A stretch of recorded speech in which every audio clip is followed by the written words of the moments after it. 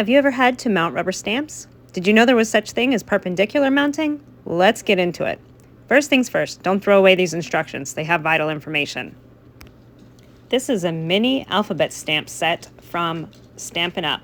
And before I read the instructions, I thought, I got this. I know how to mount rubber stamps. First you trim them, then you put the stickers on, then you mount the little rubber stamp piece on the bottom, and you just keep going along like so. Cut, trim, sticker, put it on there. Cut, trim, sticker, put it on there.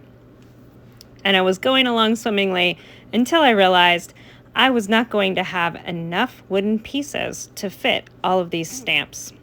That's when I pulled out the instructions.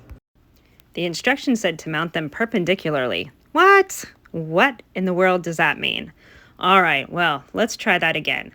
That means we need to sticker on the side and put the stamp pieces one on each end. So then you'll have two stamps on one block. OMG. Who knew? Now we do. One last tip is to cut the label from the instructions and either put it inside the box or put it on the box. And we're done. Thank you so much for watching. Don't forget to hit the like and subscribe.